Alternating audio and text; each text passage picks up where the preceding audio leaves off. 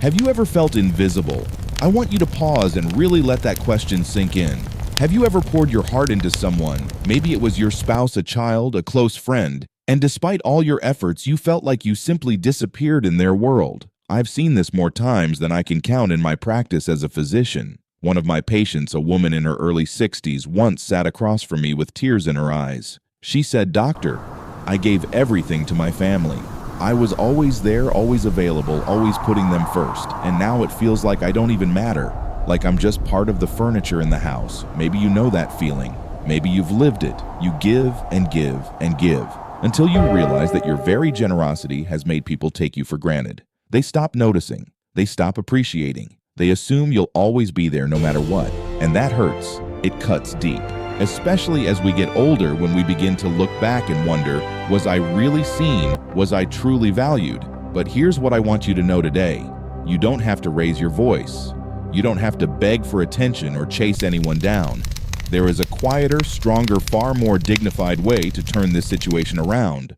This wisdom isn't new. It comes from a philosophy that's over 2,000 years old. A philosophy I've studied, lived, and shared with both my patients and my students. The philosophy of the Stoics. Now, when people hear Stoicism, they sometimes think it means being cold or shutting off your emotions. But that's not what it is. At its heart, Stoicism is about clarity. It's about peace. It's about learning the difference between what's in your control and what isn't. And believe me, that one lesson alone can transform your life. I'll tell you why. Because so often we waste our precious energy trying to change other people's minds. We try to prove our worth, convince them to see us, bend ourselves in half just to be accepted. But the Stoics remind us that's not where our power lies. Epictetus, one of the great Stoic teachers, said, "It's not what happens to you, but how you react to it that matters." In other words, you can't control whether someone else chooses to see your value, but you can control how you respond when they don't. And that, my friend, is where your strength begins. I often tell my older patients, many in their 50s, 60s, even 70s, that life doesn't end when others stop paying attention to you. In fact, life begins again when you learn to pay attention to yourself. When you stop begging for someone else's recognition and instead begin to recognize your own worth. Now, I want you to imagine something. Imagine you walk into a room, the same room you've walked into hundreds of times before, but this time you carry yourself differently. You don't rush to explain. You don't try to fill the silence. You don't scramble for approval. You simply are. You stand or you sit with a quiet strength. And suddenly, the very people who overlooked you start to notice that something has changed. That's what the Stoic way offers. It's not about playing games or pretending to be someone you're not. It's about becoming steady, grounded, unshakable in who you are. Let me share another story. A man in his late 50s once came to me frustrated with his grown children. He said, "Doc, no matter what I do, they don't respect me. I bend over backwards for them, and still it's like my opinion doesn't count." And I asked him, what would happen if you stopped trying so hard? If you chose silence instead of arguing? If you chose calm instead of chasing? He thought about it. He tried it. And the next time he faced a conflict, instead of raising his voice, he sat back, breathed deeply, and said nothing. The result? His children were startled. They leaned in. They began to reflect. For the first time in years, they saw his strength not in his words, but in his restraint. This is the power I want you to discover. It's not about fighting for respect, it's about embodying it. Stoicism teaches us that when you live with dignity, when you honor your boundaries, when you care for yourself, when you stop reacting to every little provocation, people begin to see you in a new light. And it's not about them really, it's about you. About reclaiming the peace that is rightfully yours. About realizing that even if no one else applauds you, you are still whole, still valuable, still enough. In a noisy world, those who know how to stand in silence with purpose become unforgettable. So in this video, I'm going to share with you 9 Stoic attitudes, 9 ways of carrying yourself that can completely shift the dynamic. They'll make the very people who once ignored you take notice again. And more importantly, they'll help you find something far deeper than anyone's attention. They'll help you find yourself. Because at the end of the day, it's not about making others chase you. It's about no longer needing to be chased. It's about living with the quiet confidence that comes when you finally understand your own worth. So let's take this journey together. And as we go through these attitudes, I want you to ask yourself, which one speaks to me right now? Which one is the medicine my heart needs today? Stay with me because this might just be the turning point you've been waiting for. Now let's begin with the very first attitude. It might surprise you because it sounds so simple, but don't let its simplicity fool you. Strategic silence. You see, sometimes the loudest message is spoken without a single word. I once had a patient, a gentleman in his mid-60s, who constantly argued with his adult daughter. He told me, "Doc, every time she ignores me, I feel this urge to prove myself." I start explaining, defending, talking louder, trying harder. And the more I talk, the less she listens. Does that sound familiar? Have you ever felt that the harder you push, the less you're heard? I looked at him and I said, "What would happen if instead of pushing you simply went quiet?" He laughed at first. He thought silence meant weakness, but he tried it. The next time his daughter dismissed him, he didn't argue. He just breathed, smiled gently, and let the moment pass. A week later, he came back and said, "She noticed." She actually asked me, "Dad, are you okay? Why aren't you saying anything?" For the first time in years, she leaned in instead of pulling away. That's the paradox of silence. When used with purpose, not as punishment, not as manipulation, but as calm strength, it unsettles those who once took you for granted. Marcus Aurelius said, "Nothing is as powerful as the silence of a man with a just cause." And he was right. In our noisy world, silence isn't absence, it's elevated presence. The second attitude flows naturally from the first. If silence is about creating space, then this one is about filling that space with something powerful, focusing on yourself. And no, I don't mean posting glamorous photos online to make someone jealous. I mean the quiet, steady work of tending to your own garden. I want you to think about this. When was the last time you did something purely for yourself, not for your spouse, not for your children, not for anyone else, but just for you? Maybe it was a long walk in the park, maybe reading a book, maybe picking up a hobby you once loved. One of my patients, a woman in her late 50s, told me, "Doctor, I realized I spent my whole life being seen through someone else's eyes. First my parents, then my husband, then my kids. Somewhere along the way, I forgot who I was. So I encouraged her to start small. She began taking yoga classes twice a week. At first it felt indulgent, but gradually her posture changed, her voice grew calmer, and her laughter returned. And do you know what happened? The very family members who had overlooked her began asking, 'What's different about you? You seem happier, stronger.' That's the beauty of this shift. When you stop begging to be chosen, people start choosing you, because self-respect is magnetic. When you treat yourself like a priority, the world follows your lead. The Stoics said, true freedom comes from within, and they were right. It's not selfishness, it's healing. Now, the third attitude may be the hardest because it requires courage, controlled absence. There's an old saying, you don't know what you've got until it's gone. And as cliche as that sounds, it holds a deep truth.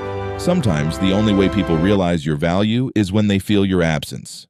I had a patient, a strong, kind man in his 70s, who always answered the phone the instant his brother called, every time, day or night. But his brother never once asked how he was doing. The relationship was one-sided, draining.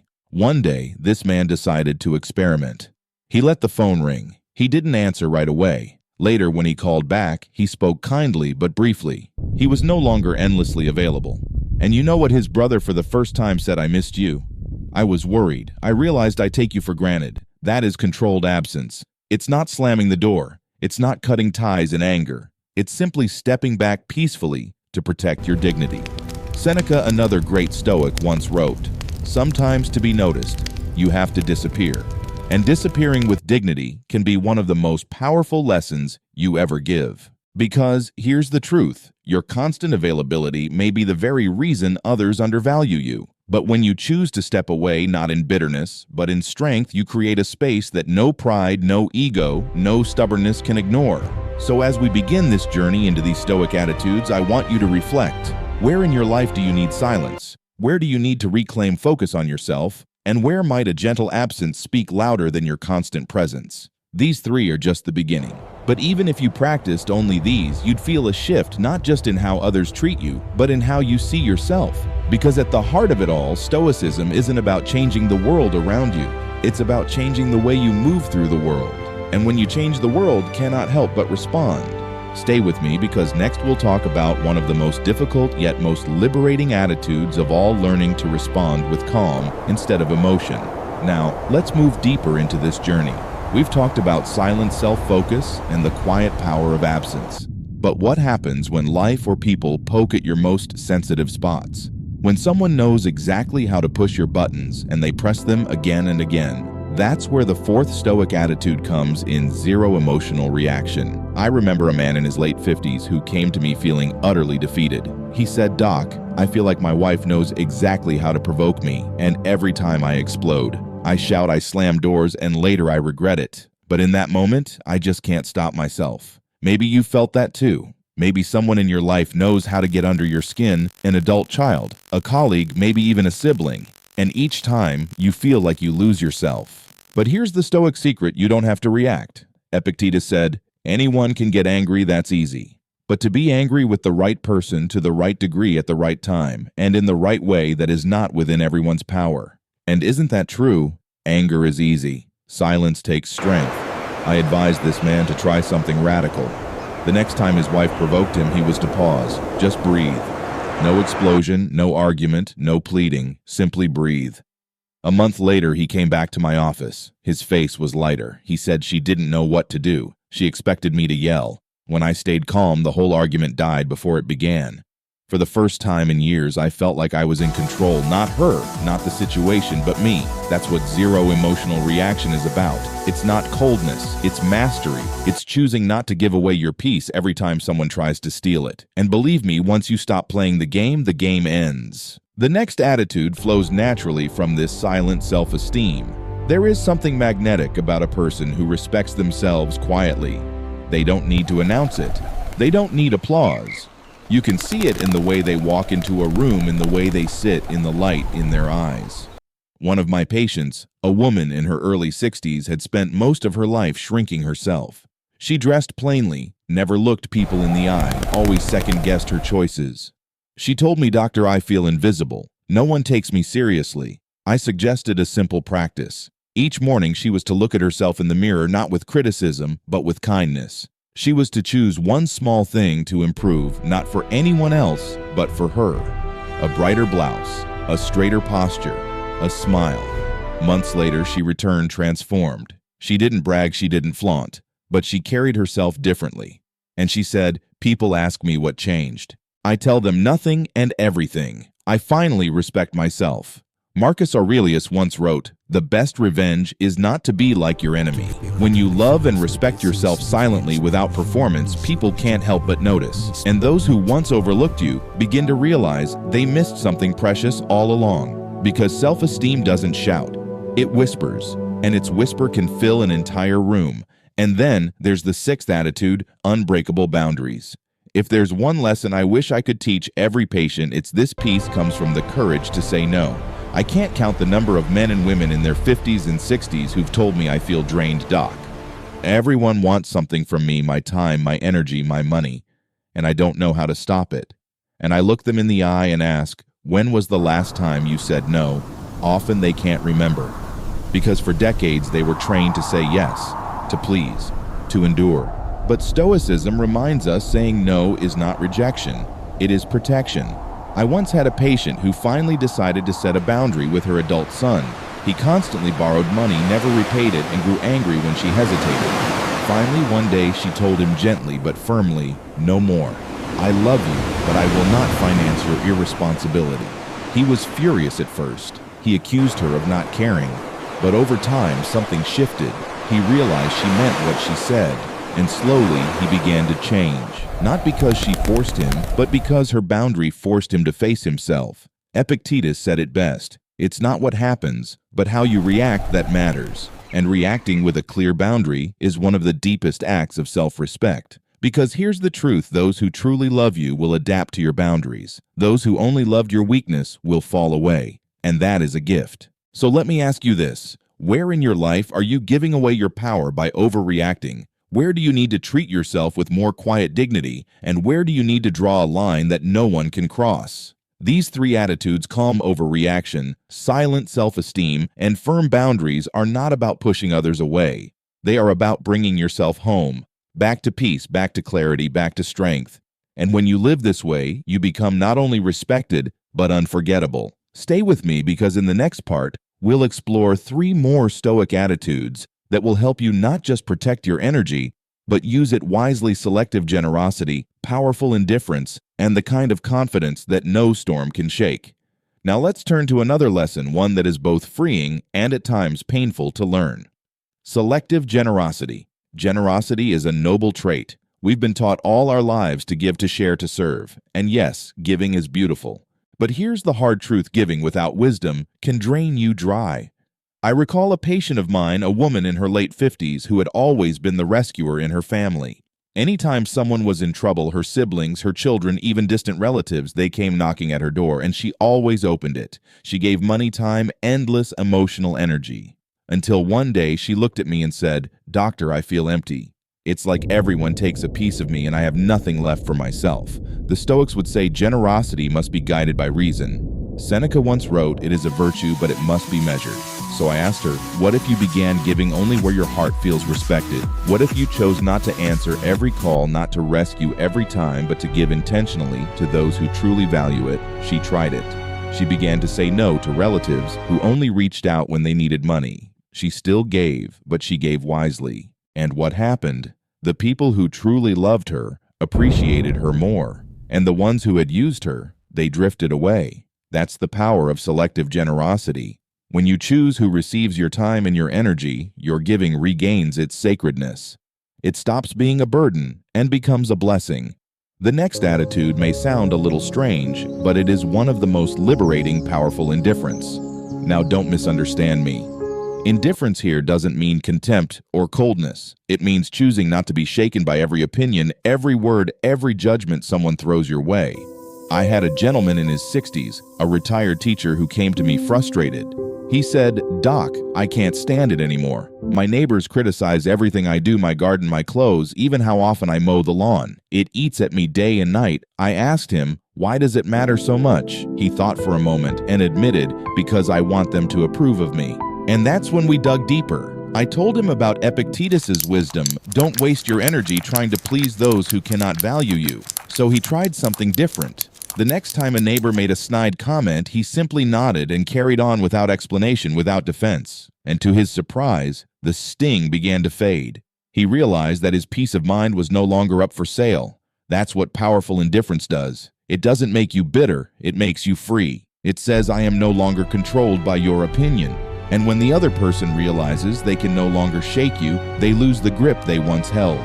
For many of us, especially as we get older, this is the medicine our soul needs most: to stop being at the mercy of everyone else's reactions, to reclaim our center. And then we arrive at the final and perhaps most irresistible attitude: unshakable self-confidence. Confidence at this age isn't about swagger. It's not about proving yourself to anyone. It's about knowing who you are deep in your bones and walking in that truth. One of my favorite memories comes from a patient in his early 70s. He walked into my office wearing an old hat, suspenders, and the biggest smile you've ever seen. He said, "Doc, I used to care so much about what people thought of me. I try to dress right, speak right, act right. But now I've lived long enough to know I don't need anyone's permission to be myself." And you know what? That man lit up the room. Not because he was perfect, not because he was trying hard, but because he was free. Marcus Aurelius said, "Self-reliance is not arrogance, it is wisdom." And that's the key.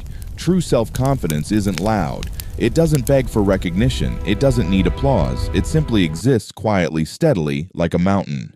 When you walk into a room with that kind of confidence, you don't need to demand respect. Your presence commands it. And here's the most beautiful part: when you choose yourself, when you finally see your own worth, those who once ignored you begin to notice. Not because you chase them, but because you no longer need them. So I ask you, my friend, where are you giving too much without wisdom? Where are you letting other people's opinions steal your peace? And where in your life do you need to stand a little taller, rooted in your own worth? Selective generosity, powerful indifference, unshakable confidence. Together they create a presence so strong, so dignified, that the world cannot help but notice. But even more importantly, they help you notice yourself. Because at the end of the day, it was never about making others see you. It was about you opening your own eyes finally to your own value. Stay with me, because in the final part, I want to bring all of these attitudes together. I'll show you how they weave into a way of living that gives you not just respect from others, but lasting peace within yourself.